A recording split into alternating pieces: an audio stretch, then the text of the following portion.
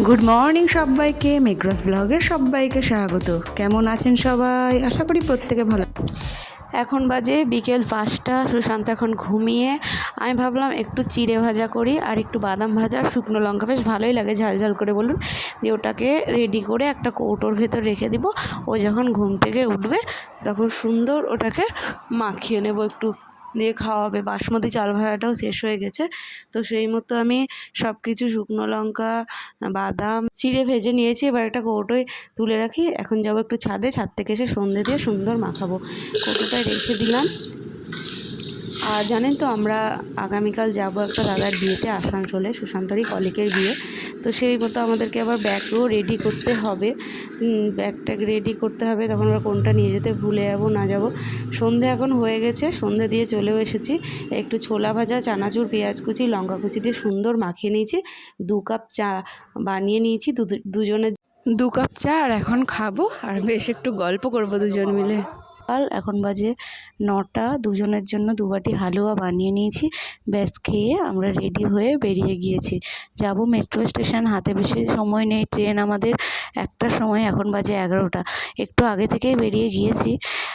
ভেবেছি একটা গিফটও তো নিতে হবে, সেটাও নেওয়া হয়নি।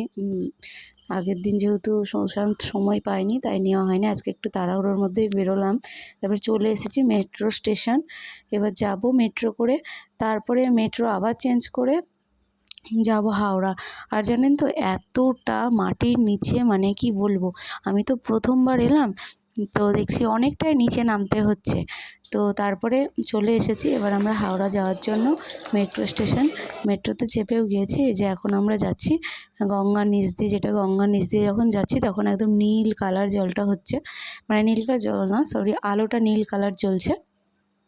আর মাত্র সময় লেগেছে 5 মিনিট, যেখানে শিয়ালদা থেকে হাওড়া আসতে হয়তো 30-40 মিনিটেরও বেশি লেগে যায়, এত জ্যাম হয়। আর রোদ গরমের মধ্যে এটা খুবই সুবিধা হয়েছে, খুবই ভালো হয়েছে। প্রথম আমি তো মানে না, মেট্রোতে ওঠার আগে সুশান্তকে বলতাম যে আমি কখনো যাব না গঙ্গার নিচে দিয়ে, আমার প্রচণ্ড ভয় লাগে কী হবে না হবে। দিয়ে জানি না, এটা অজান্তেই হঠাৎ করে চলে আসা হলো দরকারের জন্য। এবার মেট্রো থেকে নেমে উঠেই আমাদের এই যে হাওড়া স্টেশন, এখানে টিকিট কাটবো। তো আমাকে সুশান্ত দাঁড় করিয়ে বললো যে থামো তুমি একটু, আমি একটু টিকিটটা কেটে আনি। তো দাঁড়িয়ে আছি। আর সবচেয়ে যেটা ভালো দেখলাম, এই লাইনে ট্রেনে লাইন দিয়ে উঠতে হয়, এটা তো আমি প্রথমবার, আমার জীবনে একটা নতুন অভিজ্ঞতা হলো। ট্রেনে লাইন দিয়ে উঠলাম। একদিকে ভালোই, জেনারেল ট্রেনে যদি লাইন দিয়ে না উঠি তাহলে প্রচণ্ড ভিড় হয়, সবাইও তাড়াহুড়া করে, কিন্তু এটা বেশ ভালো। তারপরে উঠে গিয়েছি, একটা চাউমিন নিয়ে নিয়েছিলাম। এই ট্রেনটা যেহেতু সব জায়গায় দাঁড়ায় না, তাই এটা রেলের থেকেই, মানে ওরা যেটা বিক্রি করে আর কি। তো চাউমিন নিয়ে নিয়েছি দুজনের জন্য। চলে এসেছি, ওই দাদা আমাদেরকে আনতে গিয়েছিল।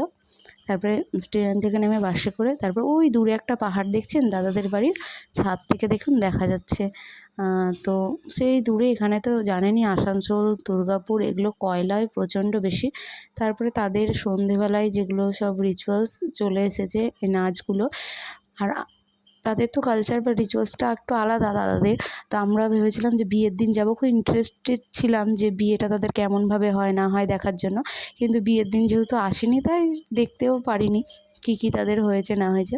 তো আজকে রিসেপশান, আজকে সন্ধেবেলায় এই যে এই নাচ, দাদাদের নাচগুলো চলে এসেছে। তারপরে আমরা চলে এলাম রিসেপশানে, যেখানে বউ বসাবে। ওই দাদা আর ওই দিদিভাই ফটোশ্যুট হচ্ছিলো, যা যা হয় আর কি। তারপরে ফটোশ্যুট হয়ে এই বাঁদিকে দেখছেন, এইদিকে খাওয়া দাওয়ার ব্যবস্থা ছিল। তো আমাদের যেতেই বেশি সময় চলে গেছে, আমরা বেশিক্ষণ খুব একটা থাকতে পারিনি। ছিল স্যালাড, ছিল রাধাবল্লভী, ছোলার ডাল, এইভাবে আমরা খেতে বসেছি। আমরা এখন তাহলে খেতে থাকি।